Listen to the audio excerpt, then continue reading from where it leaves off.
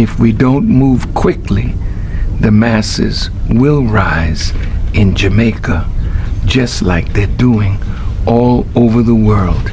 And what I would hate to see is that a well-armed army and police force will shoot down those in the street who want to see genuine change. Hello ladies and gentlemen, welcome to Edwin's Commentaries. If you are coming across this channel for the first time, please remember to subscribe, like and also comment. What if one speech could force an entire nation to reflect on its past, its present and its future?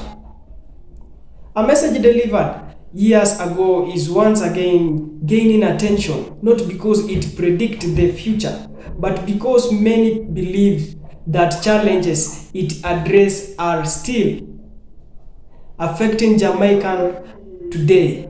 In a passionate address to the people and leaders of Jamaican, Minister Laos Farrakhan delivered a powerful appeal for unity, self-determination and national responsibility.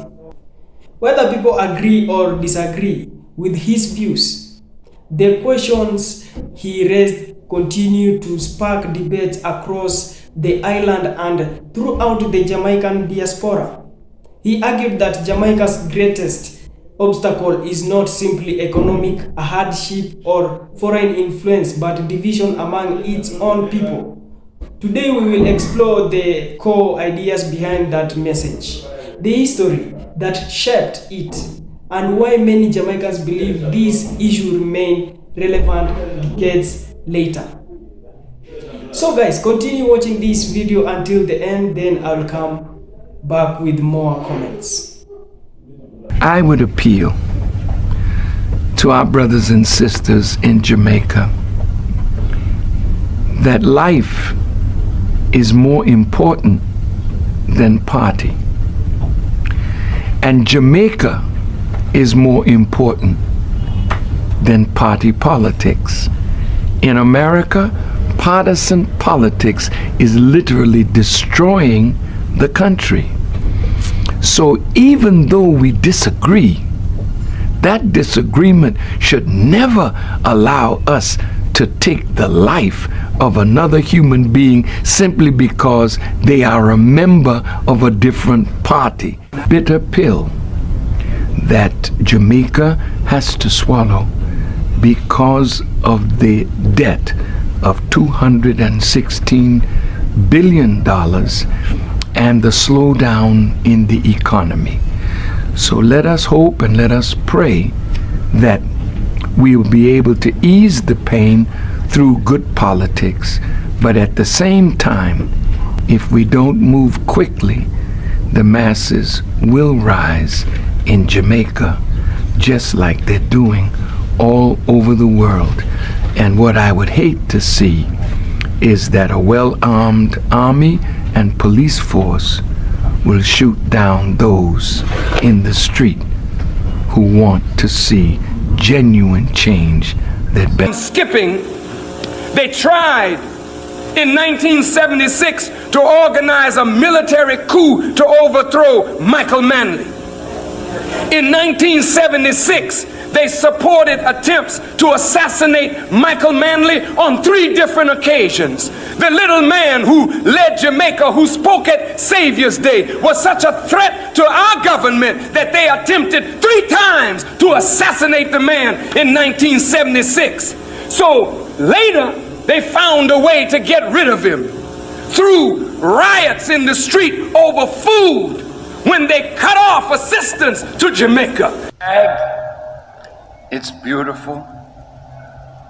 You got one of the most beautiful anthems in the world.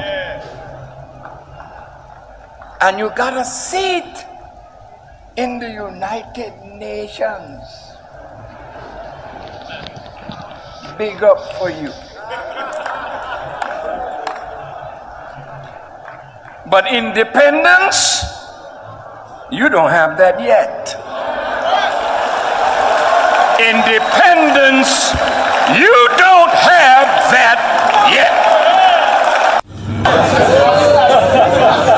time. He was a handsome Jamaican. And he had light skin and what they call good hair. Lord help us. Hair has now a moral quality attached to it. But she told me that my grandfather, his father, was Portuguese. So I said, Portuguese?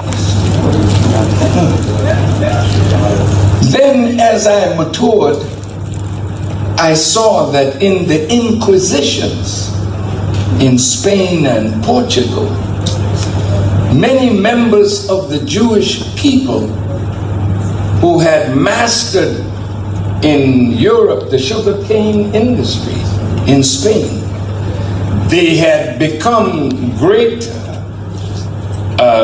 we call it entrepreneurs, financiers. But in order for them to continue to live, they either had to say, I'm a Christian to survive, or flee. And many fled Spain and Portugal and came to what is called the West Indies and South America, namely Brazil. Now, if you study the slave trade, I don't want to labor on that so much, but in the Babylonian Talmud, did you know it was a rabbi that said that black people are cursed, black, doomed to be hewers of wood and drawers of water, because we are the children of Ham, that son of Noah that disrespected him? When you look at how black people are treated, no matter where we go in the world, that poison that we are somehow an inferior people, doomed to be hewers of wood and drawers of water of Caucasian people. And they teach this to their children. So when you meet them, you meet somebody who approaches you with a superior attitude. Teach, brother. And unfortunately, we have responded by bowing and acting in a servitude-like manner. But you know, as I studied the migration of the Portuguese, the Spanish, the Dutch, the French to the Caribbean, it was slavery that enriched Europe.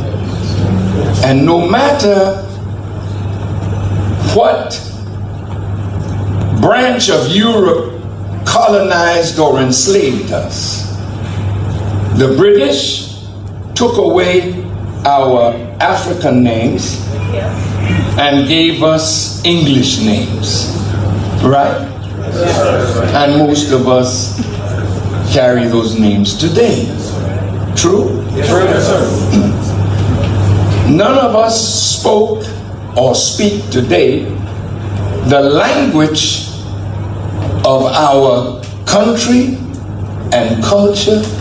We speak English because the English captured us and gave us not only their language, but their religion. Yes, sir. And they bred into us the hatred that they have for other members of the family of Europe that they were always fighting against. So the British and the French never got along too well. The British and the Spaniards never got along too well. And so here we are, we the British representatives. Is a Christian because the French made him that. You see? Yes, sir. So now the Spanish, oh, let's go to Puerto Rico or to Cuba. Yes, yes. When Spain conquered, they did the same thing to the African. Take away your name, take away your language, take away your culture, give you their language, give you their religion, and impose upon you their mind. Yes, sir. So here we are in the Caribbean.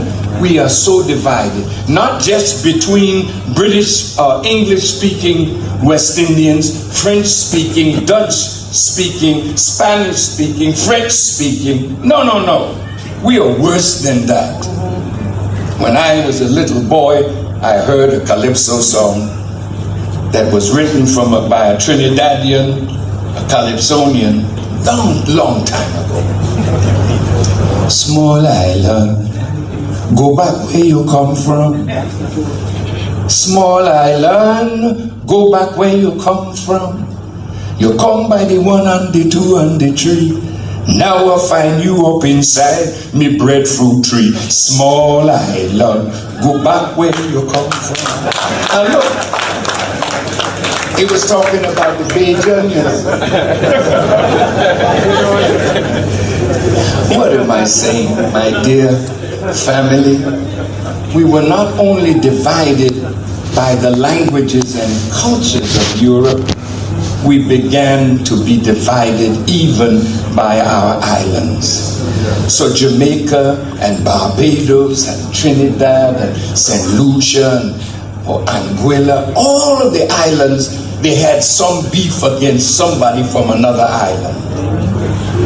And in America, when West Indian people started coming, they couldn't hang out with their own islanders. They had to go to a church, and for the first time, people from all the islands learned each other, learned to live together, learned to work together, learned to plan together for the advancement of those from the West Indies. And it was in that environment that the languages of the Caribbean, the dialects of the Caribbean nurtured my life. So now when you look at the introduction of slavery in the West Indies, you find that the Europeans and also members of the Jewish people bought up all the land. So the land where we worked in the cane fields was owned by somebody else. So we were always the plantation workers, but rich white people were the plantation owners. And so they made the wealth from us, but we just barely survived. So now, the Caribbean gave to the world sugar, bananas, pineapple, rice, and coffee. And in Brazil, there was sugar, tobacco, cocoa, and cotton. And the whites were the masters of the production and marketing of all those things.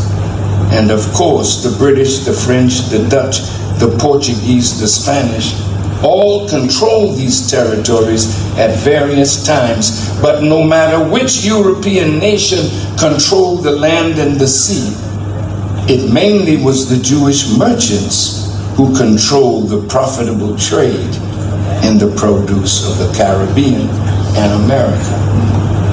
And so here we are today. This is 2000. Hello guys, welcome back. I hope you have just watched that full video.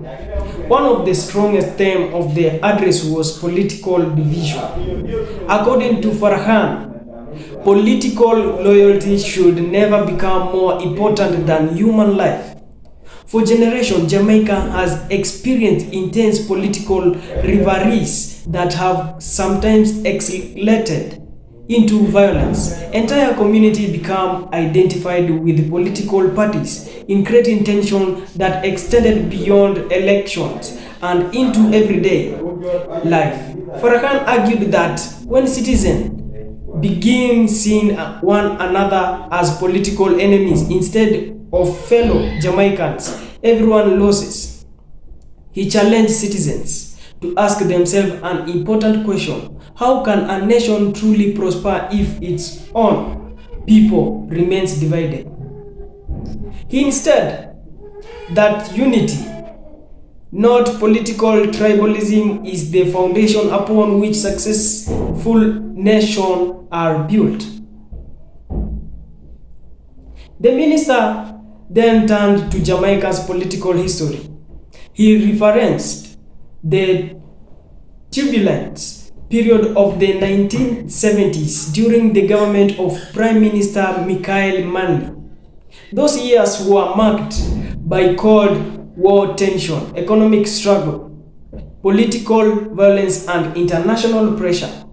Farrakhan suggested that Jamaica's international conflict were made even more complicated by outside interests. Whether one agrees with every historical interpretation or not, historians generally acknowledge that Jamaica faced extraordinary economic and political challenges during that era. That message was clear. A divided nation becomes easier for external forces to influence. Strong countries, he argued, are built when citizens place nation interest above partisan battle. Is Jamaica truly independent? Jamaica proudly gained independence in 1962. Its flag flies before the world. Its nation anthem celebrates freedom.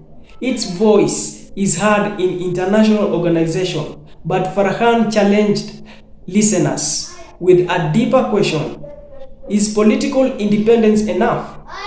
He argued that true independence also means controlling your economy, your resources, your education, and your national destiny. If a country still depends heavily on outside institutions for economic survival, can it possibly claim complete independence?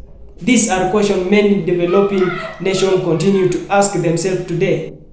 For Farrakhan, independence was not merely a constitutional event. It was an ongoing process requiring self-reliance and nation confidence. Another major focus of the speech was Jamaica's colonial history. Farrakhan spoke about the transatlantic slave trade and the long-lasting effect of colonial rule. Millions of Africans were taken from their homeland. Families were separated, language disappeared, traditional culture were